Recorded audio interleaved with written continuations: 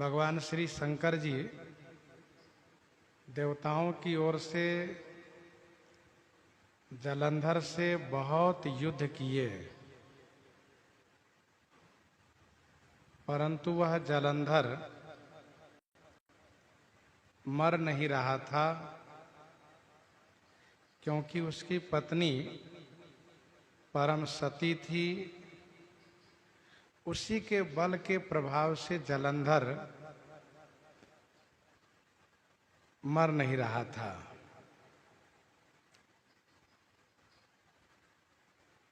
तब भगवान छल करके उसके पतिव्रत धर्म को टाल दिए, अर्थात उसके पतिव्रत धर्म को भंग किए। जब उस वृंदा ने जब यह जाना कि मेरे साथ इन्होंने छल किया है, तब उन्होंने क्रोध करके श्राप दिया।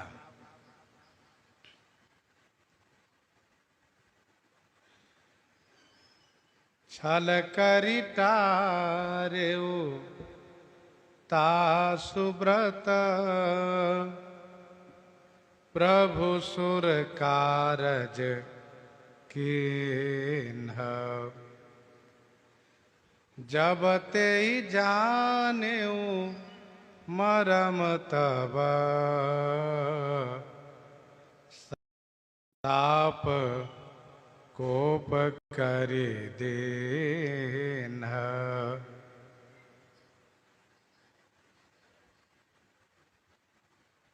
आगे कहते हैं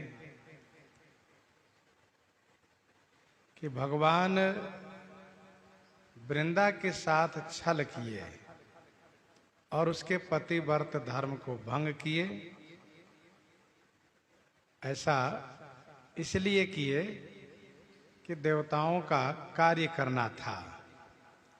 प्रभु सुर कारज किन्ह, प्रभु देवताओं का कार्य किए। प्रश्न ये उठता है कि प्रभु हैं, समर्थ हैं, फिर छल का सहारा क्यों लिए, छल ही क्यों किए? इसका समाधान यह है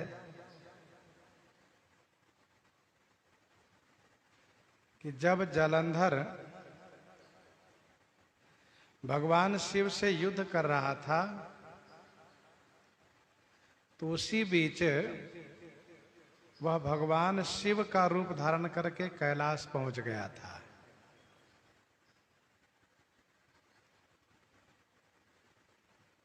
परंतु भगवती श्री पार्वती जी ईश्वरी हैं, इसलिए वह अंतर्ध्यान हो गई। वह समझ गई कि किस लिए जलंधर आया है, मेरे स्वामी के वेश में। तो जलंधर छल करने में सफल नहीं हुआ, परंतु भगवान समर्थ हैं, इसलिए भगवान छल करने में सफल हो गए।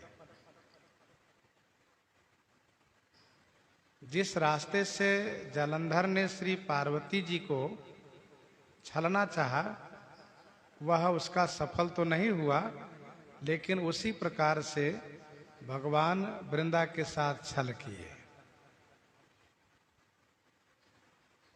दूसरा इसका समाधान यह है कि वृंदा ने भगवान को पति रूप में पाने के लिए तप किया था।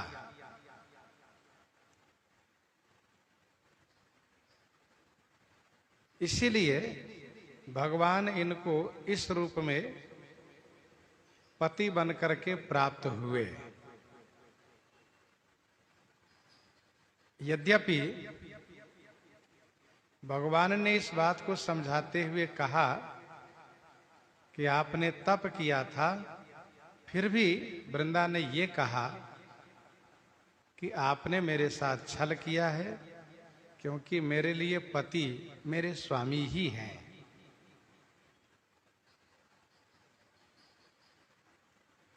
और तीसरा इसका समाधान यह है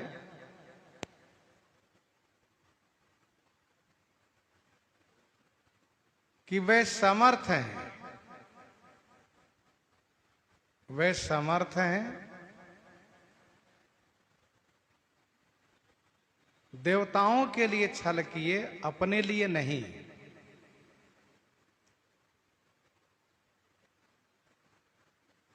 अर्थात स्वार्थ से नहीं, परमार्थ से।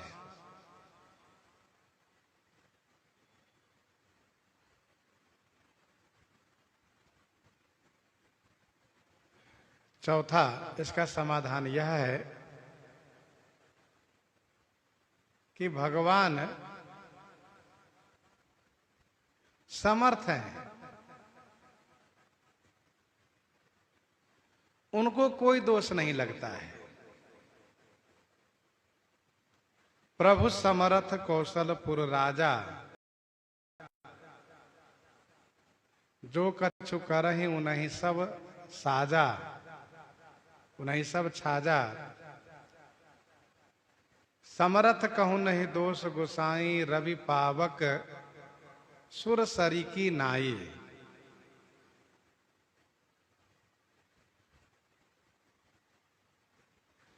तो छलकर टारे तासु व्रत, प्रभु सुर कारज किन्ह।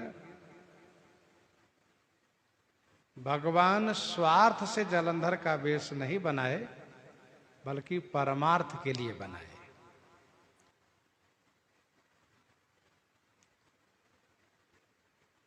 वृंदा ने कैसे जाना कि ये भगवान विष्णु है? इसका समाधान यह है कि भगवान स्वयं अनुग्रह करके जना दिए।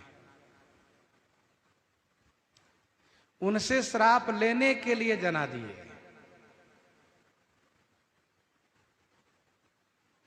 आगे की लीला के ठाट ठटने के लिए उनको जना दिए।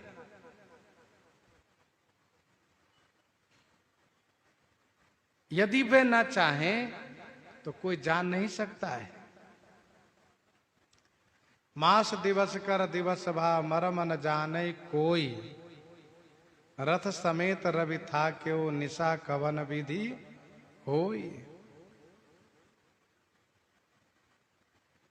यह रहस्य काहू नहीं जाना, लक्ष्मण हूं यह मरम न जाना। जो कछु चरित रचा भगवाना।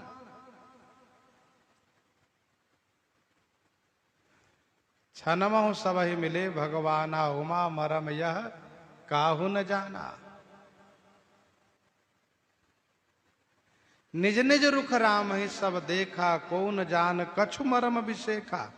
ऐसे बहुत उदाहरण है मानस जी में। तेहि कौतुक कर मरम न काहू, जाना अनुजन मातु पिताहु।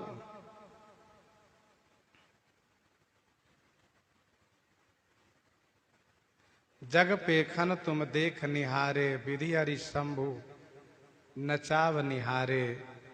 त्यों न जान ही मरम तुम्हारा, और तुम्हीं को जान निहारा। तो सोई जानई जेहि देहु जनाई, अजानत तुम्हीं होई जाई। तुम्हारी कृपा तुम्हीं रघुनंदन, जानहि भगत भगत उर चंदन। श्री वाल्मीकि जी कहते हैं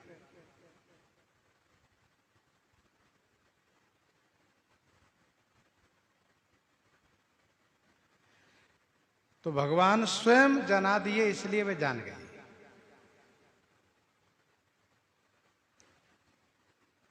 जैसे उन्होंने जाना वैसे उनको क्रोध आया, क्योंकि क्रोध आने पर ही भयंकर श्राप दिया जाएगा। क्रोध आने पर ही कठोर दंड दिया जाएगा। भगवान चाहते हैं कि इनको क्रोध आवे और ये हमें दंडित करें। भले ही भगवान देवताओं के हितार्थ वृंदा के साथ छल किए हैं, लेकिन वृंदा पतिव्रता थी, तो पतिव्रता के साथ जो छल करें वो भगवान ही क्यों ना हो, उनको दंडित होना पड़ेगा। भगवान ऐसा चाहते हैं। अपराध कोई भी करे, उस अपराध के दंड उन्हें स्वीकार करना चाहिए, उनको दंड मिलना चाहिए, ऐसा भगवान चाहते हैं।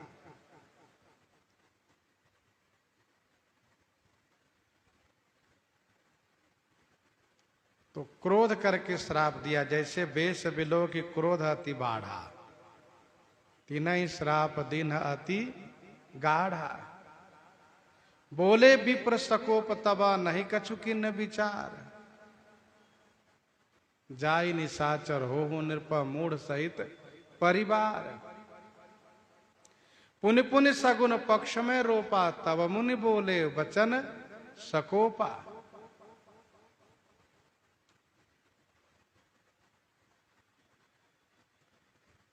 श्राप की चर्चा हम लोग कल कर रहे थे। वृंदा ने श्राप दिया है कि आपका हृदय कठोर है, पाषाणवत है, इसलिए आप पाषाण बनिए, पत्थर बनिए।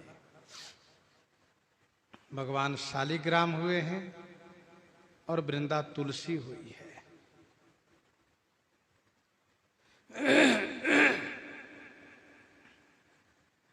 और जो श्राप उसने दिया है उसकी भी चर्चा हम लोग कल किए हैं कि आपने मनुष्य बन करके छला, इसलिए मनुष्य बनिए।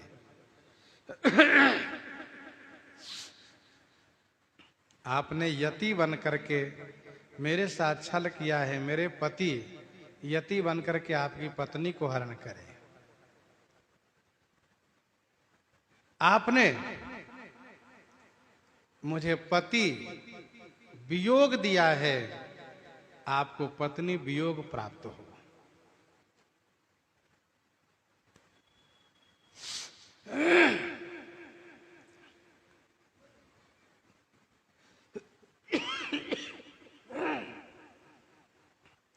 छल करि टार्यो तासुव्रत, प्रभु सुर कारज कीन। जब ते जाने मरम तब, श्राप कोप करि दीन। तासु श्राप हरि दिन प्रमाना, कौतुक निधि कृपाल भगवाना। तासु श्राप हरि दिन प्रमाना। हरि उनके श्राप को प्रमाण दिए, प्रमाण दिए अर्थात सम्मान दिए, स्वीकार किए। श्राप को स्वीकार करने में प्रभु को क्या मिला?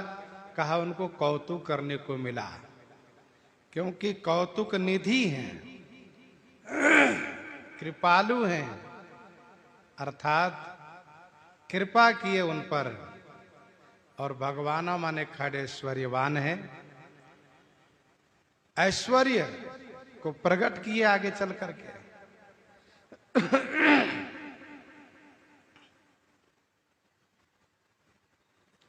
तासु श्राप हरि दिन प्रमाणा।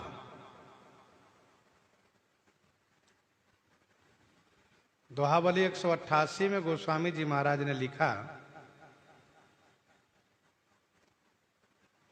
सहस नाम मुनि भनित सुनी तुलसी बल्लभ नाम।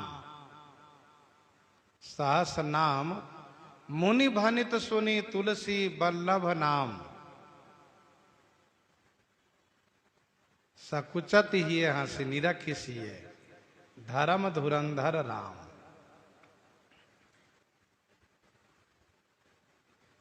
जब मुनियों से श्री राम जी के सहस्त्र नाम में तुलसी वल्लभ नाम सुना श्री सीता जी ने, तो श्री राम जी की ओर देख करके मुस्कुराने लगी।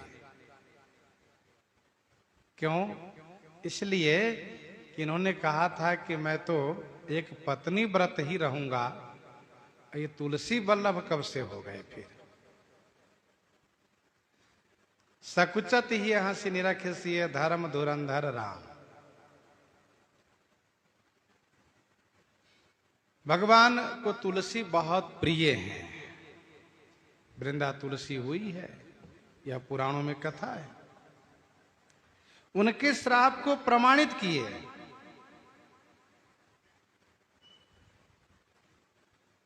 वैसे चाहते तो श्राप नहीं लेते। और इसी प्रकार से भगवान वैकुंठनाथ ने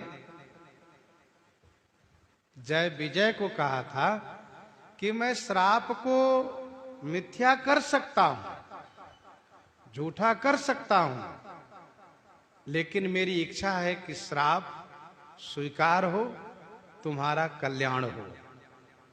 ये स्वयं कहा था। भगवान चाहे तो श्राप नहीं ले सकते हैं। इसलिए देवर्षि नारद जी महाराज जब श्राप देने के लिए चले हैं तो सोच रहे हैं कि मैं उनको श्राप दूंगा, और नहीं लेंगे तो वहीं आत्महत्या करके उन पर ब्रह्म हत्या का दोष लगाऊंगा। दईहूं श्राप कि मरिहूं जाई। श्राप दूंगा, यदि स्वीकार कर लिए हाँ ठीक है तब तो कोई बात नहीं, कह दिए कि मैं नहीं लूंगा तो मरिहूं जाई, मर जाऊंगा। लोग जब इस प्रकार से आवेश में आते तो कहते हैं कि मैं इस प्रकार से दंड दूंगा, नहीं स्वीकार करेंगे तो मैं मर जाऊंगा। तो क्या इतिहास में ऐसा वर्णन है कि भगवान श्राप नहीं लिए हैं? तो इसका उत्तर है कि हां। असुरों को सहयोग करने पर भृगु जी की पत्नी को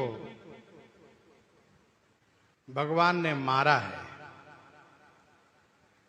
भृगु जी जब इस बात को समझे हैं, जाने हैं, तब उन्होंने भगवान को श्राप दिया है।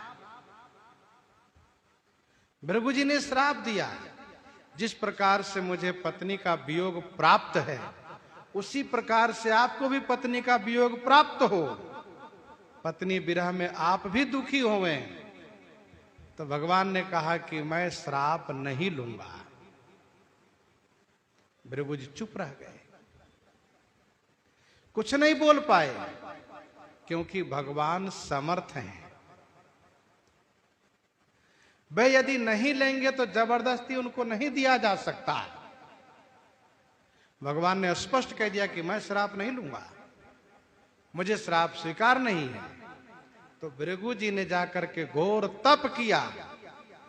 भगवान जब उनको वरदान देने गए, भगवान जब उनको वरदान देने गए तब भृगु जी ने कहा, क्या आप मुझे वरदान देंगे? भगवान ने कहा, मैं वरदान देने ही आया हूं। तो कहा 3 बार वचन दीजिए। कहा बिल्कुल 3 बार वचन दे रहा हूं, आप जो मांगिएगा वह मैं दूंगा दूंगा दूंगा दूंगा। भृगु जी ने कहा, मैंने जो श्राप दिया था उसे स्वीकार कर लीजिए। तब भगवान ने कहा तथास्तु। कहने का भाव यह है कि भृगु जी ने तप करके उनको श्राप स्वीकार करवाया। ऐसा क्यों? ऐसा इसलिए कि उनका ऋषित्व नष्ट हो रहा था। भगवान श्राप को स्वीकार कर लिए तो उनका ऋषित्व सुरक्षित हो गया। तो वैसे ही भगवान सनकादि के श्राप को व वृंदा के श्राप को स्वीकार किए। भगवान ने कहा जय विजय के श्राप, जय विजय को जो आपने श्राप दिया उसे हम स्वीकार करते हैं। वृंदा ने तो भगवान को ही श्राप दिया, भगवान ने कहा हम स्वीकार करते हैं। नारद जी ने भगवान को श्राप दिया, भगवान कहते हम स्वीकार करते हैं। श्राप स्वीकार करने से उनकी मर्यादा बनी रही, अन्यथा वचन झूठा होता। तो तासु श्राप हरि दिन न प्रमाणा। नारद जी ने कहा मृषा हो मम श्राप कृपाला। भगवान ने कहा नहीं नहीं, ऐसा नहीं होगा। मम इच्छा कह दीन दयाला। तो भगवान वृंदा के श्राप को प्रमाणित किए, उनको प्रमाण दिए, उनका सम्मान दिए।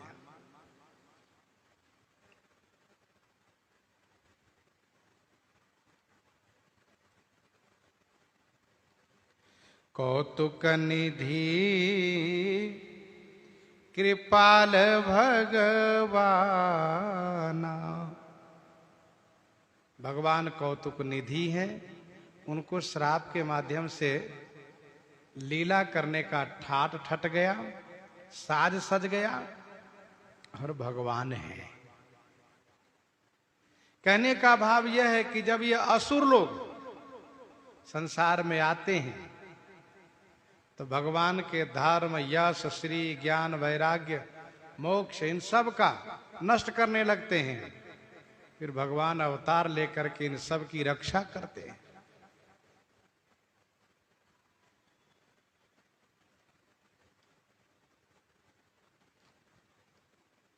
तहाँ जलंधर रावण भयऊ, तहाँ जलंधर रावण भयऊ, रनहति राम परम पद दयऊ, रनहति राम परम पद दयऊ।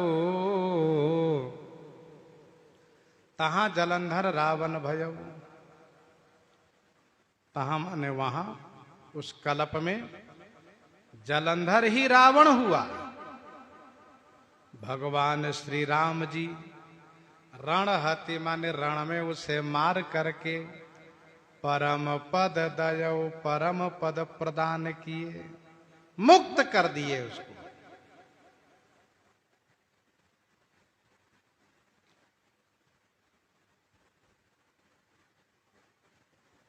तहाँ जलंधर रावण भयऊ। अच्छा, जय विजय दो थे, इसलिए कहा भय निशाचर जाइते महावीर बलवान, कुंभकर्ण रावण सुभट। शिवगण दो थे, वो भी रावण कुंभकर्ण हुए। प्रताप भानु दो भाई थे, उनके मंत्री धर्मरुचि थे। तो मंत्री भाई के साथ तीन भाई राक्षस हुए, रावण, कुंभकर्ण, विभीषण। और बाकी परिवार के जो सदस्य थे वैसे यहां पर भी राक्षस हुए। काल पाई मुन सुन सोई राजा, भयो निशाचर सहित समाजा, दस्तिरता है बीस भुजदंडा, रावण नाम वीर बरिबंडा।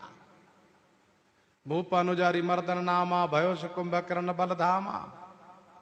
सचिव जो रहा धर्म रुचि जासु, भयो विमात्र बंधु लघुतासु। नाम विभीषण जही जग जाना, विष्णु भगत विज्ञान निधाना। रहे जो सुत सेवक नृपकेर, भय निशाचर घोर घनेरे। तो वो जो जैसे थे वैसे सब राक्षस में भी राक्षस होकर के परिवार के सदस्य बन गए। यहां पर जलंधर अकेला है, इसलिए कहा तहां जलंधर रावण भयो। अब कुंभकर्ण कौन हुआ इसकी चर्चा यहां नहीं की गई है। फिर भी ऐसा समझना चाहिए। जैसे जय विजय दो ही थे, वहां भी विभीषण हुए हैं। शिवगण दो ही थे, वहां भी विभीषण हुए हैं। प्रताप भानु के मंत्री विभीषण हुए, ऐसा तो स्पष्ट वर्णन है। वैसे ही जालंधर के परिवार के जो लोग थे, जो जिस योग्य थे, वे सब उसी प्रकार से असुर हुए। जालंधर रावण हुआ तो उसके परिवार के लोग, उनके भाई, मंत्री और सचिव, सेनापति आदि सब हुए। ऐसा समझना चाहिए। भगवान श्री राम जी जालंधर को एक ही जन्म में मुक्त कर दिए। जय विजय को 3 जन्म का श्राप था, इसलिए उसको मुक्ति नहीं दी, और उनको मुक्ति दी। निर्वाण दायक क्रोध जाकर भगति अवसही बस करिए। एक जन्म कर कारण ये हा, जेहि लगी राम धरी नर देहा। एक जन्म कर कारण ये हा, जेहि लगे राम धरी नर देहा। एक जन्म कर कारण ये हा, जेहि लगी राम धरी नर देहा। एक जन्म का यही कारण है कि जही लगी राम धरी नर देहा। जही लगी माने जिसके वास्ते भगवान श्री राम जी नर देहा धरी, मानव शरीर धारण किए।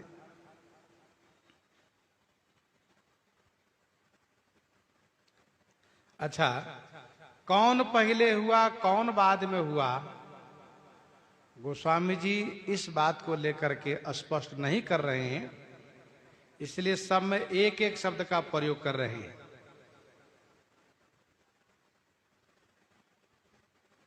एक बार तिनके हित लागी, धरे शरीर भगत अनुरागी।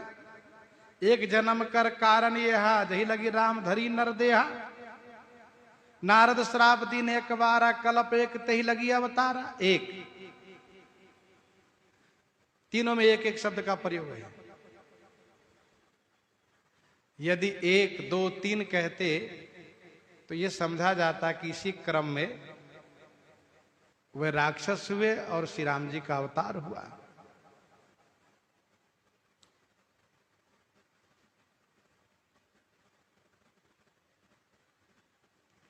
एक जन्म कर कारण यह है।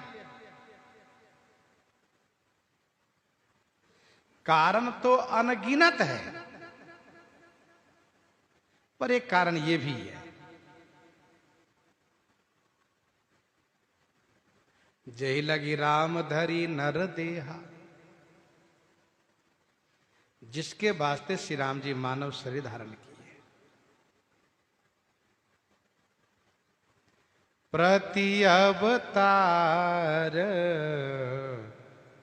कथा प्रभु केरी, सुनु मुनि बरनी कबिन घनेरी। प्रति अवतार कथा प्रभु केरी, सुनु मुनि बरनी कबिन घनेरी।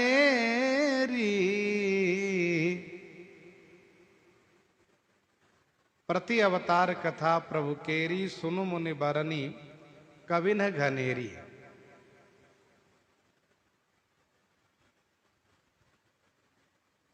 प्रभु केरी, प्रति अवतार की कथा घनेरी कबिन बरनी। हे मुनि सुनु, महर्षि याज्ञवल्क्य जी कहते हैं, भरद्वाज मुनि सुनिए, प्रभु की प्रति अवतार की कथा, प्रभु श्री राम जी की प्रत्येक अवतार की कथा घनेरी कवि न भरनी, घनेरी माने बहुत समूह कवियों ने वर्णन की है, उसको आप सुनिए। भगवान जब जब अवतार लेते हैं तब तब कवि लोग उनकी कथा गायन करते हैं, उनकी कथा को वर्णन करते हैं। कलप कलप प्रति प्रभु अवतरहि, चारु चरित नाना विधि करहि। प्रत्येक कल्प में उनका अवतरण होता है और सभी कल्पों में सुंदर मंगलमय चरित करते हैं तथा कवि लोग वर्णन करते हैं। निज निज मति मुनि हरि गुण गावहि, निगम शेष शिव पार न पावहि। तब तब कथा प्रबंध बनाई, प्रत्येक कल्प की कथा गायन करते हैं, तब तब कथा मुनि सन गाई।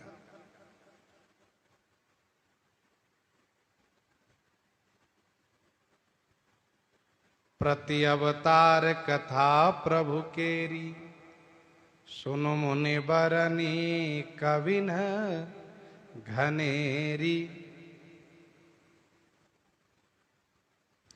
कथा को प्रबंध काव्य में आबद्ध करके अर्थात कविता बना करके गायन करते हैं। कथा प्रबंध विचित्र बनाई।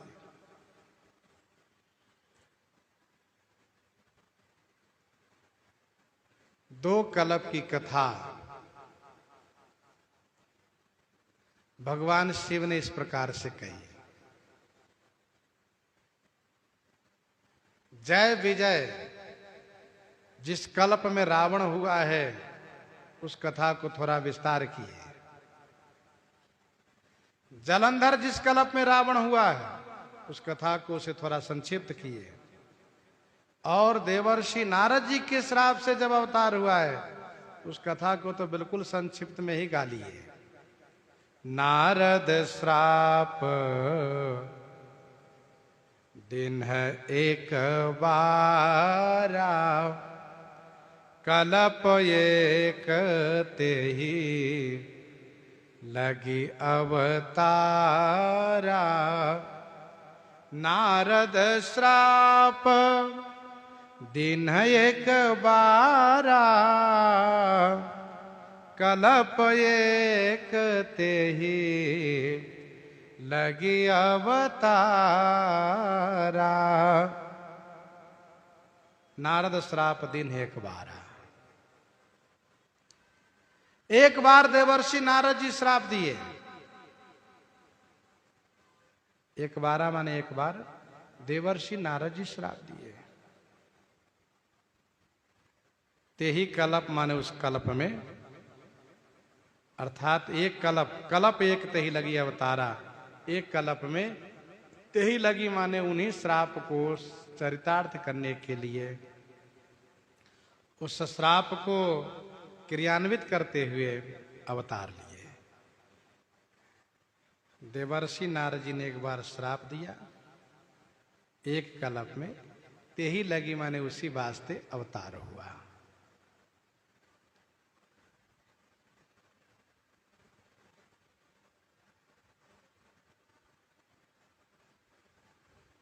भगवान शिव एक चौपाई में कथा कह दी है।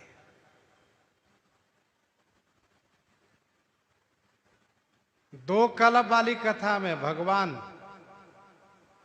वैकुंठाधीश श्री हरि विष्णु जी श्री राम अवतार लिए। जब जय विजय रावण कुंभकर्ण हुआ, जलंधर कुंभकर्ण हुआ, तब वैकुंठाधीश भगवान श्री विष्णु जी का श्री रामावतार हुआ।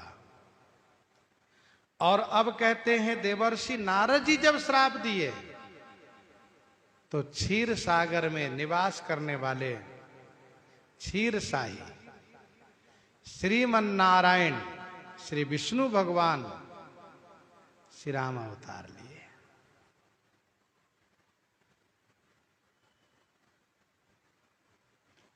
नारद श्राप दिन है एक बारा, कल्प एक ते ही लगे अवतारा।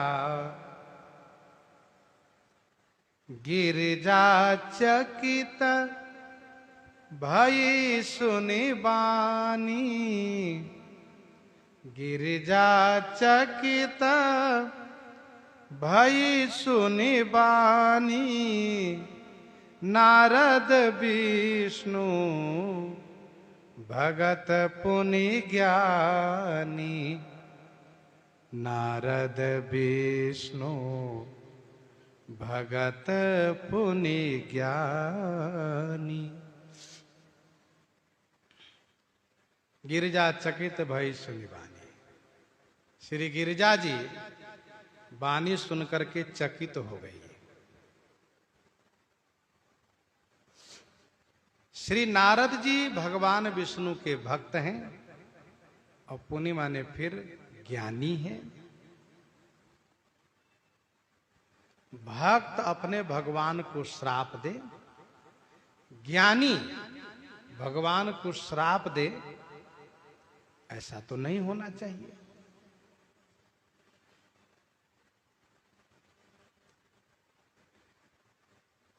श्री सनकादि भी ज्ञानी हैं, श्री सनकादिक भी ज्ञानी हैं, लेकिन उनके श्राप की बात सुनकर के श्री गिरिजा जी चकित नहीं हुई। क्यों? इसका एक कारण यह भी है कि भगवान शिव ने उनका नाम नहीं लिया। श्री शंकर जी ने कहा विप्र श्रापते दोनों भाई, तो श्री पार्वती जी ने सोचा ब्राह्मण तो श्राप देते ही रहते हैं, ब्राह्मण श्राप दिए हैं, कोई बात नहीं। लेकिन यहां पर नारद जी का नाम लिया, नारद श्राप दीने कबारा, इसलिए चकित हो गई। दूसरा कारण यह भी है कि देवर्षि नारद जी इनके गुरु जी हैं। गुरु जी के बारे में सुना कि हमारे गुरु जी भी क्रोध करते हैं, जबकि गुरु जी क्रोध तो करते नहीं हैं। गुरु जी क्रोध किए तब तो श्राप दिए, इसीलिए गिरिजा चकित भई सुनि बानी। नारद विष्णु भगत पुनि ज्ञानी। ज्ञान देश में क्रोध नहीं आता है, क्रोध अज्ञान देश में आता है। क्रोध की द्वैत बुद्धि बिनु, द्वैत की बिनु अज्ञान। क्रोध आता है द्वैत में, द्वैत आता है अज्ञानता में। देवर्षि नारद जी तो ज्ञानी है, इसलिए पूछा कारण कवन साप मुनि दीन्हा, कारण कवन साप मुनि दीन्हा।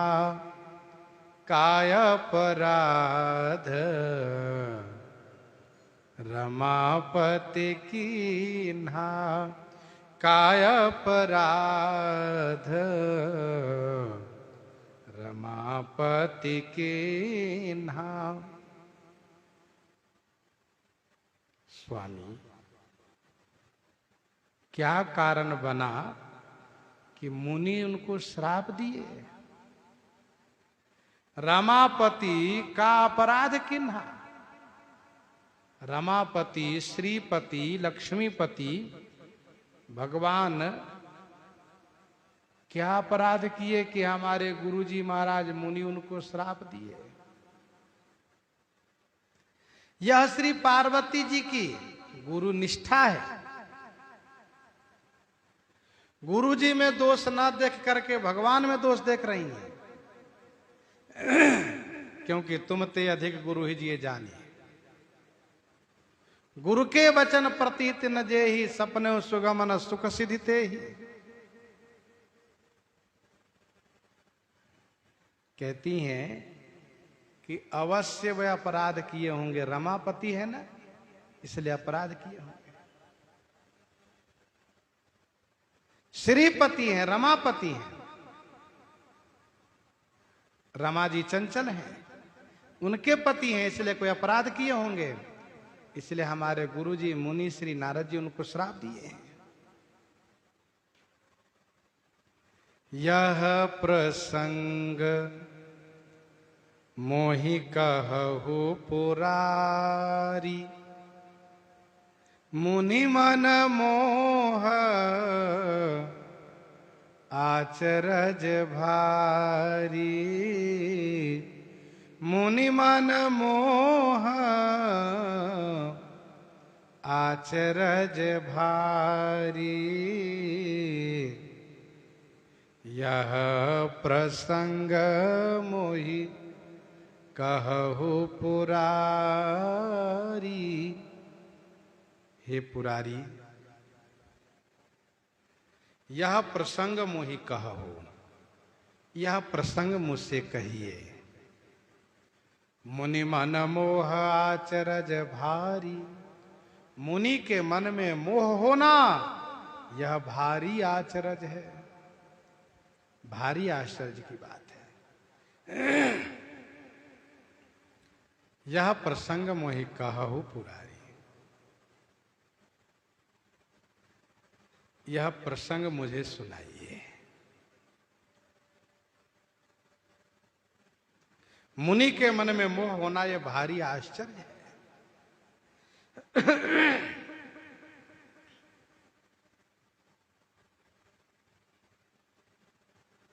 ठाकुर जी ने भी कहा, सुनो मुनि मोह होई मन ताके, ज्ञान विराग हृदय नहीं जाके।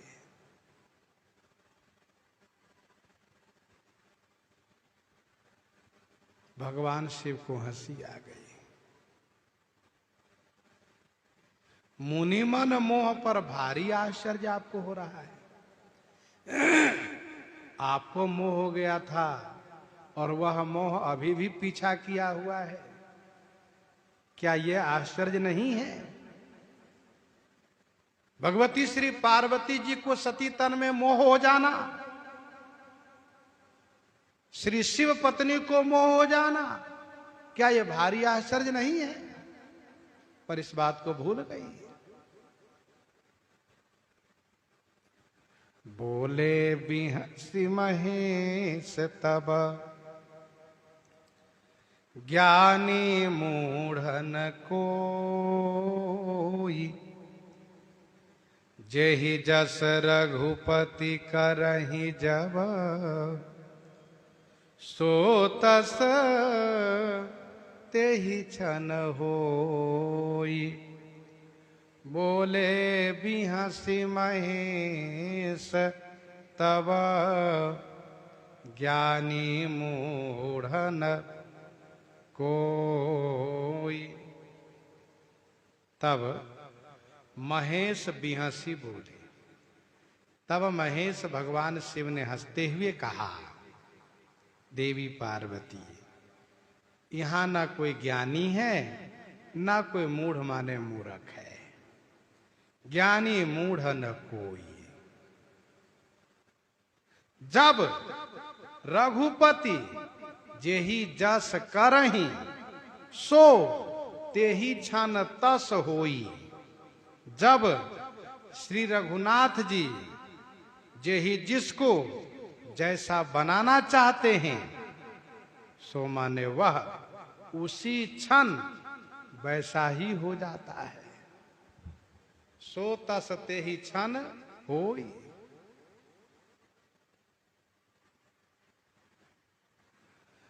बोले बिहसी महेश तब, ज्ञानी मूढ़ न कोई।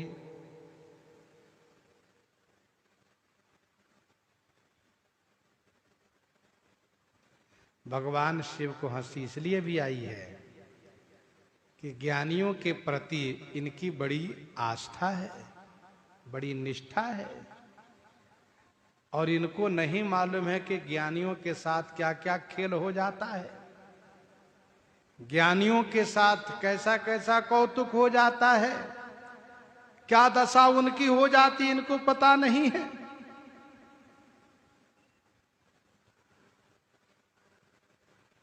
पहली बात तो ये अपने बारे में ही भूल चुकी है, हमारी क्या दशा हुई थी। भगवान श्री राम जी की माया के सामने बड़े बड़े ज्ञानी अज्ञानी एक पल में बन जाते हैं। शिव बिरंची कहा मोहई को है बपुरा आन। भगवान ब्रह्मा मेरे जैसे शिव जिस माया के चक्कर में नाचने लगते हैं। शिव बिरंची कहा मोहई को है बपुरान। असजिए जानी भजहि मुनि माया पति भगवान। मसकहि करई बिरंची प्रभु अजहि मसकते हीन। अस विचारी तजि संशय राम ही भजहि प्रवीण।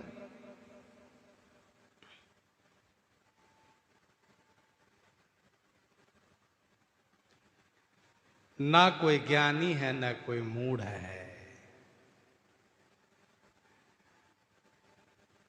अर्थात भगवान जिनको जब ज्ञानी बनाना चाहे वह ज्ञानी हो जाता है, जब मूर्ख बनाना चाहे वह मूर्ख हो जाता है।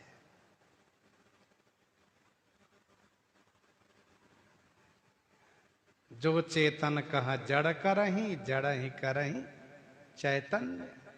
अस समर्थ रघुनायक कहीं भजहि जीवते धन्य।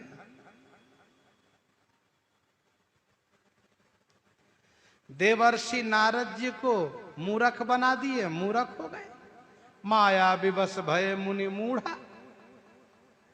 और जब ज्ञानी बना दिए वे ज्ञानी हो गए। जब हरि माया दूर निवारी नहीं तह रमा न राजकुमारी। तब मुनि अति सवेत हरि चरना गहे पाहि प्रणतारति हरना। तुरंत शरणागत हो गए। ध्रुव जी महाराज अबोध मूर्ख बालक थे, पढ़े लिखे नहीं थे। भगवान जब उनको दर्शन दिए इनके मन में ऐसा विचार आया कि हम जल्दी आ गए तपस्या करने, थोड़ा पढ़ लिख कर आए होते आज स्तुति करते। देखो पढ़ाई लिखाई के प्रति कभी भी उदासीन नहीं होना चाहिए। पढ़ाई लिखाई सब जगह काम करती है। किसी भी क्षेत्र में जाओ। तो ध्रुव जी को लगा कि हम जल्दी आ गए। ठाकुर जी को लगा कि नहीं नहीं मेरे शरण में आया हुआ भक्त इस प्रकार से संकुचित हो ये अच्छी बात नहीं है। तुरंत अपना शंख श्री ध्रुव जी के कपोल में स्पर्श करा दिए। कपोल के समीप में श्रुति है। श्रुति माने कान है। और दिव्य शंख के स्पर्श कराते ही मानो श्रुति के माध्यम से, श्रुति माने कान के द्वार से सभी श्रुतियां हृदय में प्रविष्ट हो गई और श्री ध्रुव जी श्रुतज्ञ हो गए और सुंदर स्तुति करने लगे।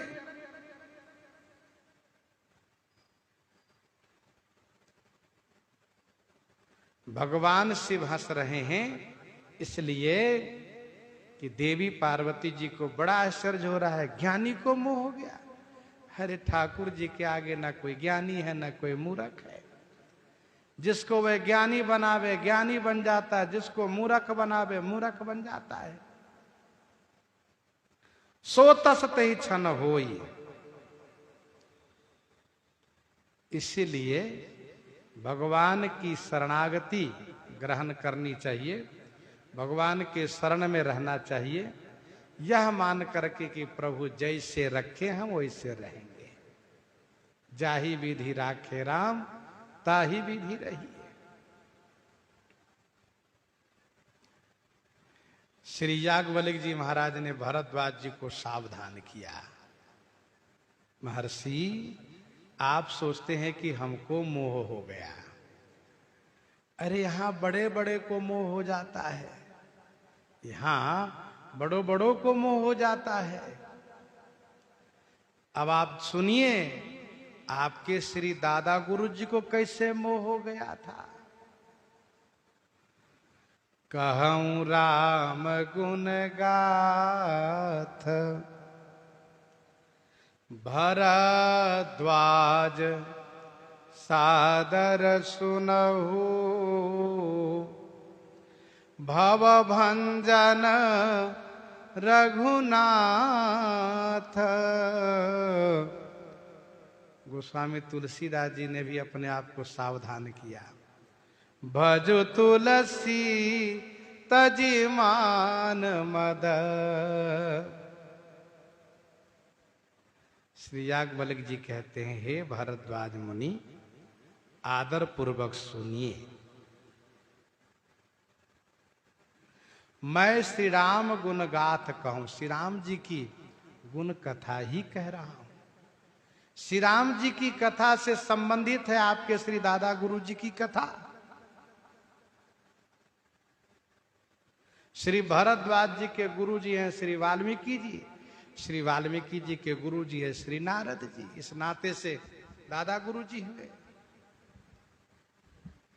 कहूं राम गुणगाथ भरद्वाज सादर सुनहूं। हे भरद्वाज मुनि, आदर पूर्वक आप श्रवण कीजिए।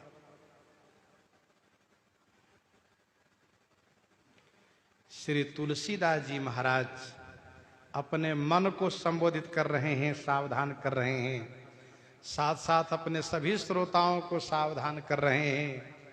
हे तुलसी, मान मद तजी भव भंजन रघुनाथ भजू। हे तुलसीदास, मान माने अभिमान, मद माने घमंड को छोड़ करके भव को भंजन करने वाले श्री रघुनाथ जी को भजन करियो। श्री रघुनाथ जी को भजन करो।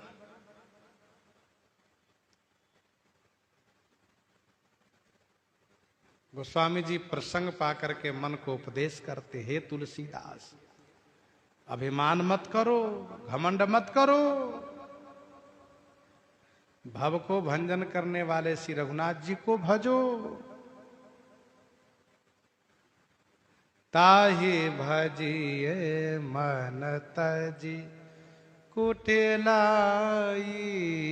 ताहि भजिए मन तजी कुटिलाई। राम भजे गति केहि नहीं पाई। पाई न केहि गति पतित पावन। राम भजु सुनु सठ मना। उनको भजन करो। ध्यान देना, वही कृषक चतुर है जो समय समय पर कृषि को देखता रहता है, घास को निकालता रहता है। ऐसा नहीं कि छोड़ दिया जिससे घास जबरदस्त हो जाए, कृषि कमजोर हो जाए। ऐसा नहीं करते। कृषि निरावहि चतुर किसाना। जिमि बुध तजहि मोह मद माना। वैसे बुद्धिमान लोग धीरे धीरे विकारों को दूर करते रहते हैं। हिमगिरि गुहा एक अति पावनी। बह समीप सुरसरी सुहावनी। हिमगिरि गुहा एक अति पावनी।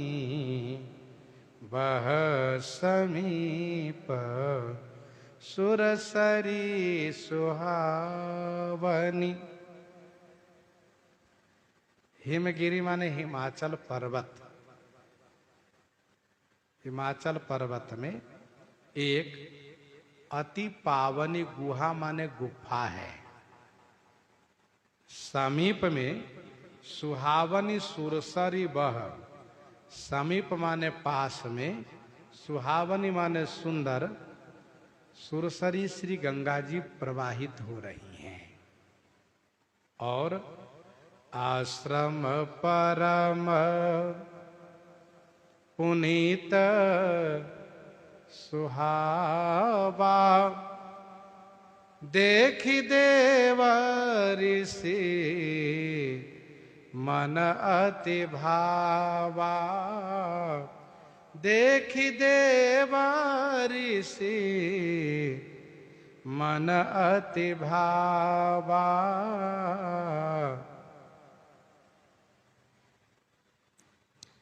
आश्रम परम पुनीत है, सुहावा माने सुंदर है।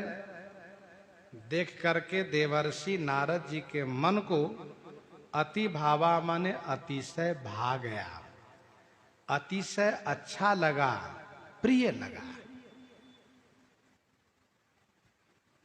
हिमाचल पर्वत में एक गुफा है, गुफा के समीप श्री गंगा जी है और वह आश्रम है जो परम पावन है, सुहावन है। देवर्षि नारद जी के मन लुभा गए, उनका मन लुभा गया। आश्रम परम पवित्र होता ही है। भरद्वाज आश्रम अति पावन, परम रम्य मुनिवर मन भावन।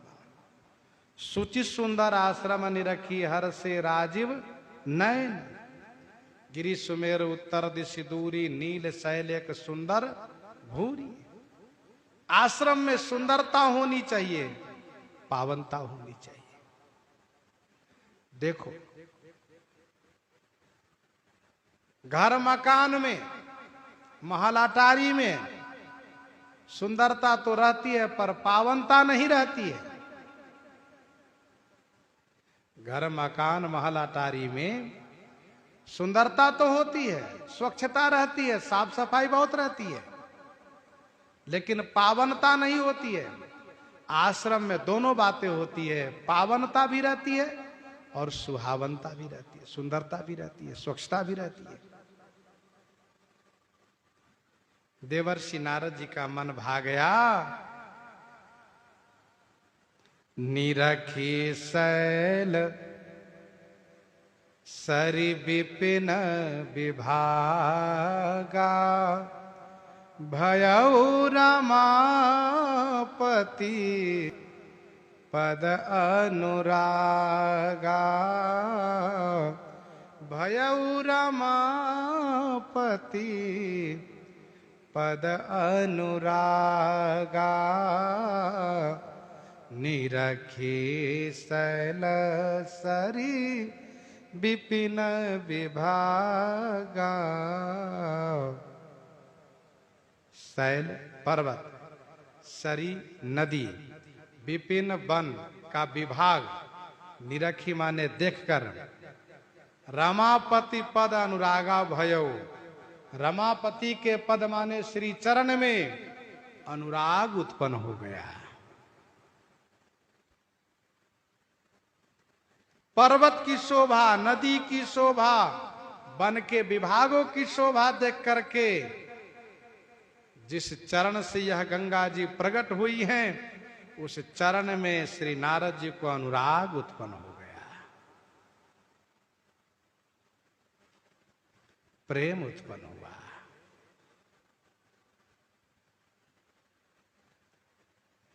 इस तरह के एकांत में रमणीक स्थल देख करके भक्त लोग भगवान को भजते हैं, सांसारिक लोग वासना में डूबने लगते हैं।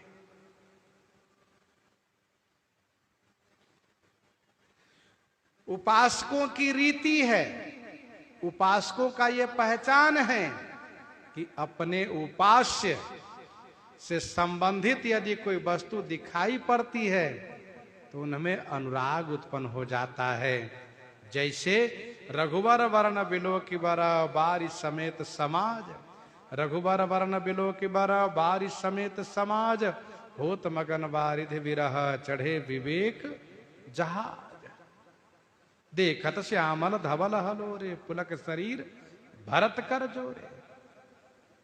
वैसे इस आश्रम की सुंदरता, गंगा जी के दर्शन करके श्री ठाकुर जी के चरण में अनुराग उत्पन्न हो गया। सुमिरत हरि साप गति बाधी, सुमिरत हरि साप गति बाधी, सहज विमल मन लागी समाधि, सहज विमल मन लागी समाधि। सुमिरत हरि साप गति बाधी। श्री हरि को जैसे स्मरण किए वैसे ही श्राप की गति, बाधी माने बाधित हो गई, श्राप की गति रुक गई। श्री नारद जी का मन सहज निर्मल है, इसलिए इनको समाधि लग गई। श्री नारद जी भगवान को स्मरण करते हुए भगवान के स्वरूप में डूब गए, समाधिस्थ हो गए। प्रसंग को यहीं पर हृदयंगम करते हैं। आइए श्रवण करते हैं श्री भक्तमाल जी से।